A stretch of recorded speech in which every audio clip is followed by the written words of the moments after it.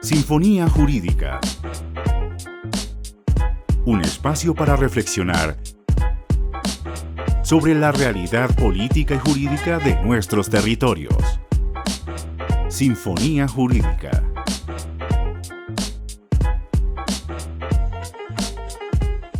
Un saludo cordial a la audiencia de Sinfonía Jurídica que nos acompaña a través de Radional Virtual y TVNal Virtual en este espacio que busca generar reflexiones en torno a la realidad jurídica y política de nuestro territorio.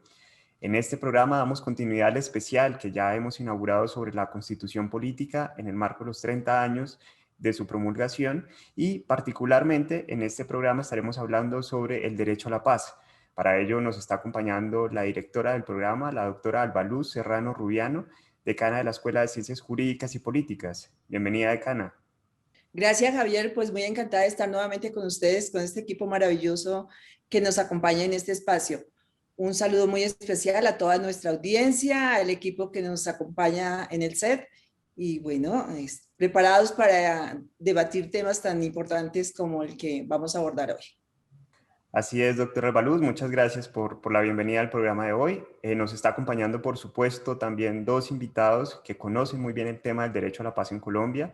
Por un lado tenemos al profesor Bernardo Hernández y también a la profesora Tatiana Suárez, a quienes damos, por supuesto, la bienvenida. Muchas gracias por esta cordial invitación y un saludo muy especial a todas y a todos. Muy buenos días, muchísimas gracias por esta invitación, por el espacio y estamos completamente dispuestos y atentos para poder comenzar a hacer el abordaje del tema en relación con el derecho a la paz. Gracias. Muchísimas gracias a nuestros invitados. Quiero presentarles rápidamente los perfiles de quienes nos estarán acompañando en esta discusión. La profesora Tatiana Suárez Barajas es doctoranda en Derecho, magíster en Derecho, abogada y docente de la Universidad Industrial de Santander, con experiencia investigativa en derechos humanos, género, conflicto armado y desarrollo social. Por otro lado, el profesor Bernardo Alfredo Hernández Umaña es doctor en Derecho, máster en Cooperación Internacional para el Desarrollo, especialista en Derecho Constitucional, especialista en Docencia Universitaria y abogado. Actualmente es líder de internacionalización de la Escuela de Ciencias Jurídicas y Políticas y coeditor de la revista Análisis Jurídico Político de la UNAD. Antes de dar inicio a este diálogo sobre el derecho a la paz en la Constitución Política de 1991, invitamos a nuestra audiencia a entrar en contexto con el tema del día. En contexto.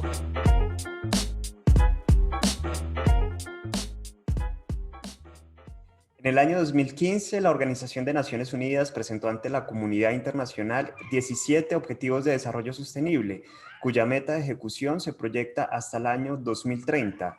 El objetivo número 16 fue denominado Paz, Justicia e Instituciones Sólidas, que busca promover sociedades pacíficas e inclusivas, facilitar el acceso a la justicia y fortalecer las instituciones públicas. En este marco, la primera meta establecida en ese objetivo es reducir significativamente todas las formas de violencia y las correspondientes tasas de mortalidad a nivel mundial. Bueno, volvemos con nuestros invitados especiales que abordaremos hoy un tema muy importante y es el tema de la historia de nuestro país, cómo ha sido ese padecimiento de los 30 años de la Constitución y cuáles han sido esos temas tan relevantes que han marcado en la historia el derecho a la paz.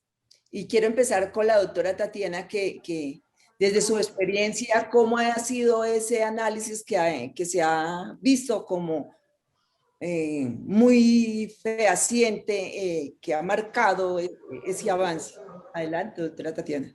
Gracias, doctora Alba. Bueno, en relación con la parte de los antecedentes, es muy importante empezar a ver el contexto internacional. Vamos a mencionar únicamente dos fechas, 1948 y 1968. Es decir, ¿qué estaba pasando en el mundo? En el mundo estábamos saliendo de ¿qué? De guerras, ¿cierto? Guerras mundiales, y también se estaba haciendo la parte de la construcción de actores internacionales que nos permitieran ¿qué? Pues que esas guerras, ¿cierto? Que se fueron presentando ya estuviesen hacia un lado y empezar a construir la parte de los escenarios de paz. En relación con Colombia, tenemos diferentes sucesos después de 1968. Recordemos que desde esa década comenzamos a ver un auge en relación con el tema del conflicto, que en primer lugar no inició directamente con lo que conocemos hoy en día como la parte de las guerrillas o la parte del paramilitarismo, sino que empezó a haber una concentración de ¿qué? De pobreza, estancamiento social y pues también una imposibilidad del mismo desarrollo social. Ahora, frente al tema de qué estaba pasando en Colombia, desde el Observatorio también de Derechos Humanos de Santander estamos observando, y de hecho hace poquito salió un libro muy interesante que también los puedo invitar a que hagamos este respectivo abordaje, que es Aquí pasó algo.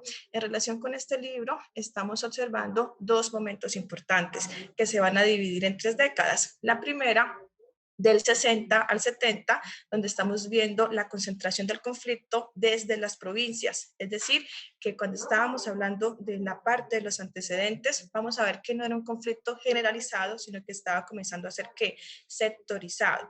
Desde la parte de las provincias, después comenzamos a ver la respectiva evolución de este conflicto, hasta cuando ya empiezan a haber movimientos nacionales en relación con un clamor de justicia social. Entonces vemos que todos estos contextos, tanto internacionales como también de índole nacional, comienza a notarse la respectiva necesidad de decir, bueno, acá no únicamente podemos hablar de cómo vamos a hacer frente al conflicto, sino que también tenemos que comenzar a hablar cuáles van a ser las bases específicas para poder construir esta paz y que sea una paz entonces sostenible. Gracias, doctora. Continuamos con el doctor Bernardo. ¿Cuál es ese análisis que desde su experiencia o desde su visión ha podido como ser un derrotero crítico, constructivo, y si realmente la Constitución nos ha dado ese alcance de lograr ese proceso de paz? Adelante, doctor Bernardo. Bueno, muchas gracias, doctora Albaluz, por su pregunta. Pues lo que se ve en dos escenarios, ¿no? Inicialmente con el escenario internacional, para hablar del derecho a la paz en Colombia, miramos el escenario internacional y allí nos damos cuenta de que pues, hubo en Naciones Unidas en 1984, por la Asamblea de Naciones Unidas, la Declaración de los Pueblos al Derecho a la Paz. Y eso se dio en el 84. Nuestra Constitución fue en 1991. En esa época se estaba gestionando, pues había una cantidad, convulsión en el escenario internacional de conflictos y eso generó muchas tensiones. Eso también fue un referente para nosotros y que además en nuestro propio país, recordemos, estábamos viviendo unos escenarios espantosos de temor también de todo lo que estaba dándose en ese momento en el país, generaba unas tensiones muy, muy fuertes y que ya el país no estaba en unas condiciones de aguantar, o sea, tenía que hacerse algo, no se podía continuar como se estaba andando porque quizás entraría un colapso en una guerra mucho mayor interna y pues la mejor solución que se dio en ese momento fue cuando se dio inicio a ese movimiento de la séptima papeleta y que logró avanzar y logró que se gestionara una nueva constitución y que en esa misma constitución quedara contemplado algo que en el escenario internacional estaba dándose también con relación al derecho a la paz. El derecho a la paz es algo mucho más que tiene muchos más aristas, tiene muchos más elementos que nos permiten a nosotros entenderlo. Tiene que ver con temas de justicia social, tiene que ver con temas de respeto de derechos humanos, tiene que ver con equidad, tiene que ver con la distribución de la riqueza, tiene que ver con el poder, tiene muchas aristas y eso permite de una u otra manera que el derecho a la paz sea abordado desde un enfoque multidisciplinar y que es un derecho, sí, pero también es un deber. Y en ese orden de ideas, en la Constitución Política de 91 ha quedado consagrado en ese artículo 22 y está en nosotros, en cada uno de nosotros como colombianos y ciudadanos de este país, hacer que ese derecho pues, se materialice. No dejarlo solamente consagrado en un documento escrito, en una constitución. Sino hacerlo letra viva. Muy interesante, doctor Bernardo. Creo que este análisis ha sido pues muy importante y muy interesante, y nuestra historia nos ha marcado momentos muy, muy difíciles, como lo acaban de expresar ustedes. Y bueno, continuando con el tema, me gustaría preguntarle a la doctora Tatiana, desde su experiencia o desde su análisis, ¿cuál ha sido ese papel tan importante en la que tiene las altas cortes y que ha venido marcando y pronunciándose mucho en estos temas tan importantes? En relación con dos desarrollos jurisprudenciales muy relevantes, voy a mencionar dos. El primero es la sentencia de constitucionalidad C007 del año 2017 y la segunda la sentencia C630 del año 2017 también. ¿Por qué estas dos sentencias comienzan a ser relevantes? Recordemos la historia de Colombia. La historia de Colombia comienza a partirse en dos después del año 2016. No porque antes no tuviésemos diferente material jurídico, material jurisprudencial, sino porque ahora ya comienza a ser más regulado. Es decir, que ya los escenarios donde antes estábamos simplemente mencionando, por ejemplo, el tema de las víctimas, por ejemplo, el tema de los desaparecidos, por ejemplo, el tema de las personas que han sido despojadas completamente de su misma identidad cultural al ser sacados, ¿cierto?, por el tema de la violencia, abandonar sus tierras, abandonar su familia o inclusive enterrar sus respectivos familiares debido también al producto de todo lo que genera la violencia. Entonces comenzamos a ver que estas sentencias ya empiezan a centrar a las víctimas en un primer plano, es decir, ya no está el gobierno en un primer plano, ya no está netamente los actores internacionales en un primer plano, sino que las víctimas comienzan a ser el eje central.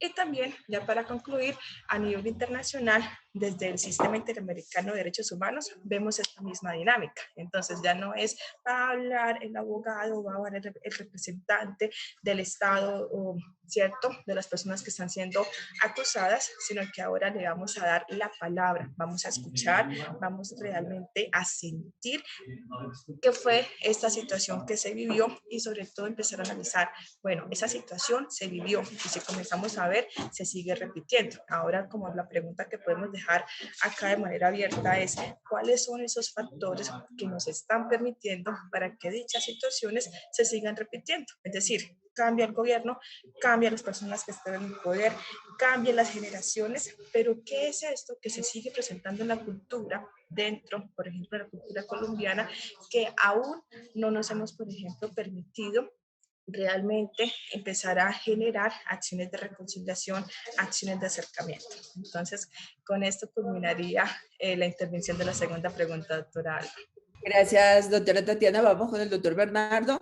Un tema muy importante que ha analizado aquí la doctora Tatiana, y es que realmente no hemos tenido esa garantía desde las altas cortes que se haga en derechos garantes frente a ese proceso de paz durante todas esas etapas que ha transcurrido en estos 30 años la Constitución, que todavía quedan pendientes, ¿no? Y a mí me gustaría, desde esa mirada, el doctor Bernardo, desde su experiencia como constitucionalista y ha abordado estos temas investigativos, ¿cómo percibe usted qué nos falta realmente? ¿En qué nos hemos quedado para lograr esa efectividad del derecho a la paz? Muchas gracias, doctora. Es importantísimo cuando se está hablando del derecho a la paz a hacer referencia a que es uno de los fines de nuestro Estado. Es un fin, está en nuestro preámbulo. Además, hay que tener presente que el derecho a la paz se reconoce como un derecho colectivo. Hace un momento decía que la Declaración de los Pueblos del Derecho a la Paz, y ahí en esa declaración se dice el derecho a la paz es un derecho sagrado, lo dice literalmente. Y al ser un derecho colectivo, porque es el derecho a los pueblos a vivir en paz, también es un derecho que tiene es de corte subjetivo, y es un derecho y que además se constituye en un derecho, pero también es un deber.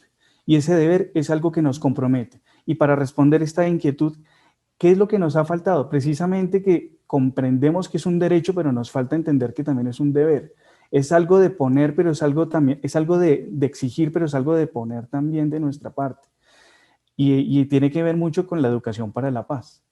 Tiene que ver con la construcción de escenarios. Nosotros como universidades, como instituciones de educación superior, estamos llamados precisamente a generar esos espacios.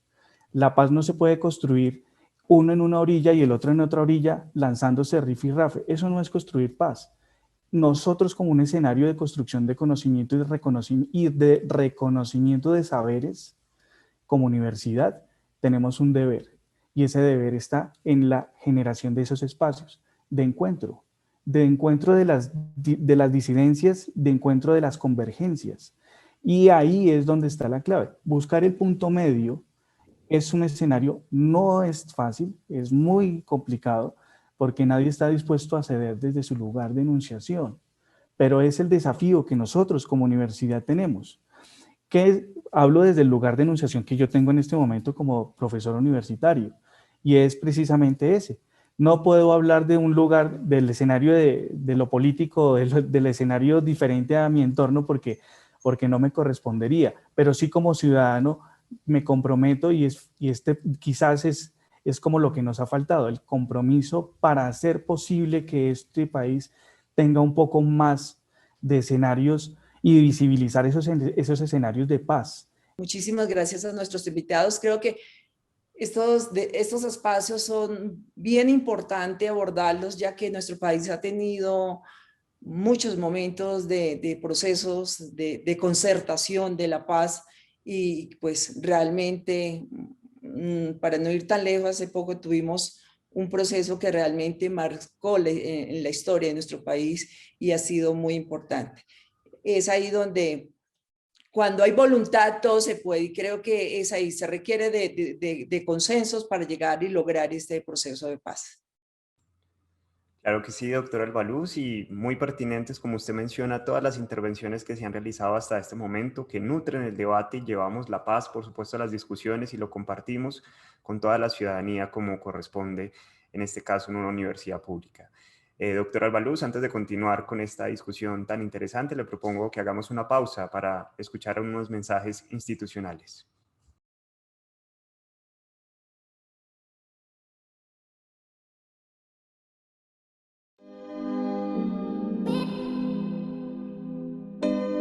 Hoy, casi todo lo que hacemos implica proporcionar nuestros datos.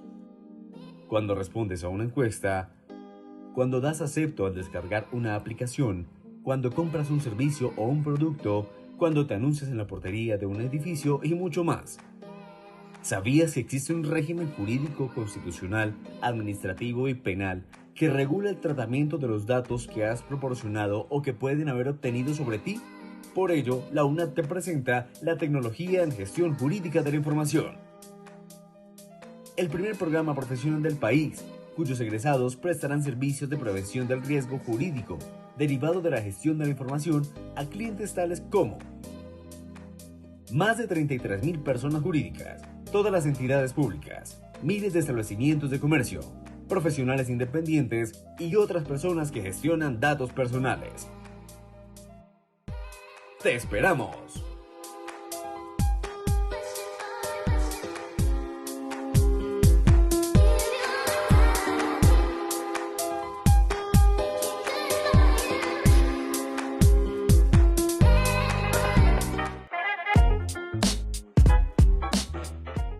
Volvemos en Sinfonía Jurídica con nuestros invitados especiales, hablando sobre un tema muy importante que en estos tiempos se está hablando, sobre los 30 años de la Constitución. Una Constitución que nos ha marcado y nos ha dejado historia, ¿no? Creo que en estos tiempos estamos hablando cuál ha sido esa incidencia de la Constitución que ha marcado en nuestro país, sobre todo los retos en el proceso de paz, que ha sido muy importante, y que pues hace poco acabamos de pasar un proceso de paz que marcó historia en nuestro país. Y quiero empezar con la doctora Tatiana, que nos haga esas, a manera de conclusiones, que nos cuente a nuestra audiencia cuáles han sido esos retos tan importantes. Adelante, doctora Tatiana. Bueno, muy bien. Entonces, en relación con el tema de la pregunta de cuáles son los retos, tenemos que analizar que en la actualidad en nuestro territorio colombiano se presentan dos situaciones. La primera es que sigue existiendo una fuerte estigmatización de las víctimas y la segunda, que sigue existiendo una gran división o un país fragmentado. Es decir, tenemos un país que es la parte rural y otro que es la parte urbana donde se viven realidades diferentes. Las soluciones vamos a ver que no se van a concentrar netamente en el tema de una reforma institucional, una reforma constitucional, es decir, que las respuestas no van a ir directamente, únicamente, mejor dicho, desde el gobierno nacional, sino que ya tenemos que comenzarle a apostar al tema del desarrollo social, del desarrollo económico, y uno de los ejemplos que estamos viendo sobre eso son toda la parte de los municipios SOMAC. Gracias, doctora Tatiana. Vamos con el doctor Bernardo, una pequeña conclusión sobre el tema del proceso de paz. Adelante, doctor Bernardo. Bueno, muchas gracias, doctora. Con relación al tema del proceso de paz, tenemos que ser conscientes de que hay una paz imperfecta. Entonces, nada de lo que se haya acordado va a ser satisfactorio para ninguna de las partes, pero es eso o nada. Entonces, por eso hablar de una paz imperfecta nos convoca a tener esa capacidad de ceder desde nuestro lugar de enunciación, desde diferente lugar en el que nos encontremos, es precisamente apostarle por un país. Se ha construido, o sea, no podemos decir que no hay un avance. Hay un avance. Decir que lo que tenemos en la Constitución política no sirve, no podría hacerse esa reflexión. La Constitución inmediata, la de 1886, pues tenía unos alcances totalmente limitados a los que tiene esta Constitución política. Ha habido una transformación social y en consecuencia la misma Constitución ha avanzado en ese camino. Lo que vemos es que todavía faltan muchas cosas por las cuales el país tiene que avanzar, y una de ellas es también en reducir la brecha de desigualdad social, la injusticia social que hay en nuestro país, la lectura que hay desde la ruralidad y desde los escenarios urbanos tiene mucho que ver con esto, y construir un país fragmentado, polarizado, dividido, pues dificulta más. Por eso decía hace un momento que lo importante es encontrar consensos y despojarse de los intereses particulares, clientelistas, por decirlo así, que no permiten construir país, no permiten construir país. Y para finalizar también quiero mencionar algo que es importante y es que no se ha abordado con la suficiente vehemencia como debería hacerlo, y es que la paz se construye entre humanos, pero la paz también se construye con los seres vivos no humanos. Lo que está sucediendo en la Amazonía, lo que está sucediendo con nuestros ríos, lo que se está haciendo a la naturaleza es también es violencia. Y la paz, el ser humano traslada ese contexto violento que se ha creído que es connatural a la existencia y a nuestra genética, y nos damos cuenta que no es así, y ha trasladado toda esa carga de violencia, la traslada hacia la naturaleza, hacia los animales.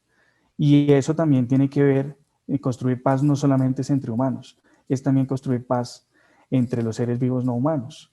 Se está trabajando y se ha venido trabajando hace poco en la construcción de esa categoría de paz ambiental, porque hablar de lo ambiental es hablar de todo aquello que nos rodea, no solamente en lo humano. La reflexión que queda aquí es esa: avanzar entre la paz humana, pero también entre la paz con los seres vivos no humanos. Y en últimas, lo que se va a ver beneficiado no es uno, va a ser la humanidad, va a ser el planeta Tierra. Y es algo que a voces nos llama, y que con lo que se comenzaba el programa hablando de los objetivos de desarrollo sostenible, es una apuesta mundial, es una apuesta planetaria, es el cuidado de la casa común, en otras palabras también. Muchas gracias por la invitación. Excelente reflexión. Creo que, bueno, nos queda por seguir avanzando en este proceso, pero no desfallecer. Creo que hemos avanzado, como bien lo han expresado nuestros invitados, para lograr ese consenso, para lograr esa equidad, para lograr esa desigualdad que tanto nos hace pues falta realmente trabajar en estos espacios para lograr una paz verdadera, ¿no? Entonces, seguimos debatiendo y seguimos analizando en estos espacios tan importantes donde abordaremos temas que realmente nos lleven a la reflexión y a la construcción de paz. Muchísimas gracias. Así es, doctora Albaluz, debates y ideas muy interesantes con unos retos también importantes que tiene el país para seguir construyendo este proceso de paz a largo plazo. Vamos entonces, antes de cerrar nuestro programa de hoy, con el caso que nos llega esta semana de consultorio jurídico y por supuesto con la respuesta que al respecto brindará el doctor Ariel Pineda Castillo, abogado de la Escuela de Ciencias Jurídicas y Políticas. Muchas gracias por la invitación, profesor Javier y decana Albaluz. Invito a toda la audiencia a escuchar el caso que recibimos. Consultorio Jurídico.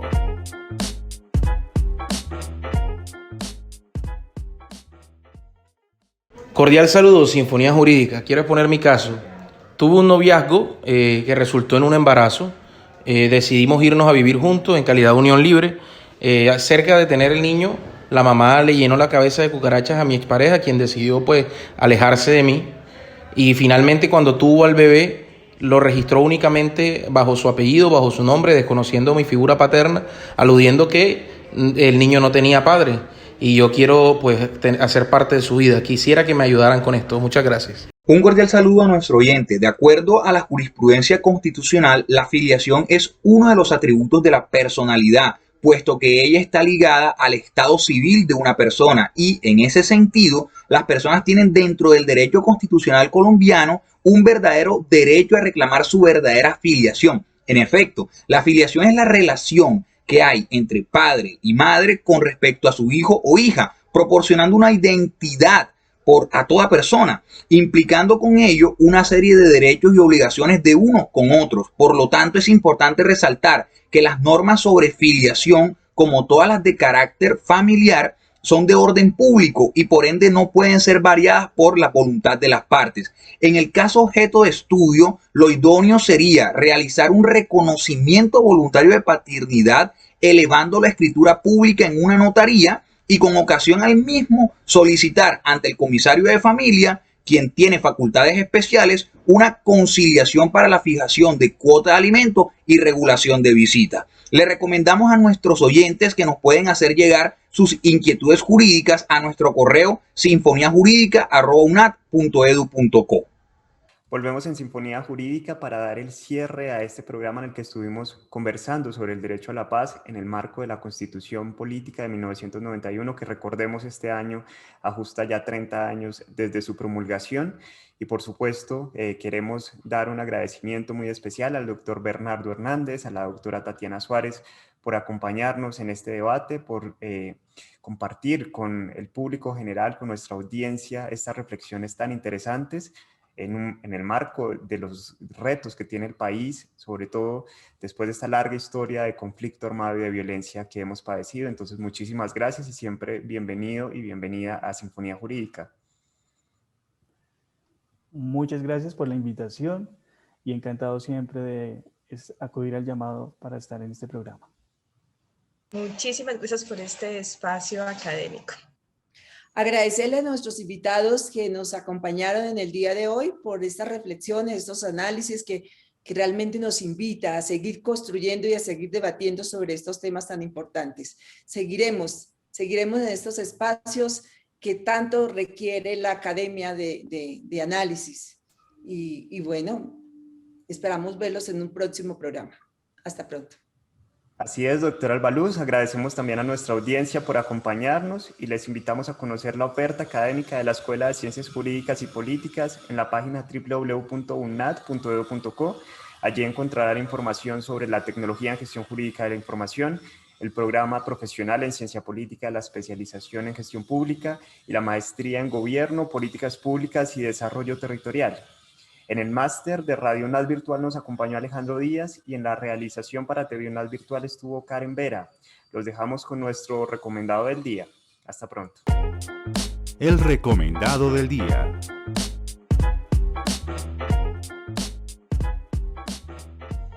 El recomendado del día en Sinfonía Jurídica es el informe Basta Ya, del Centro Nacional de Memoria Histórica, que describe los impactos de la guerra en Colombia entre 1958 y 2016, destacando las vulneraciones a los derechos humanos de las víctimas.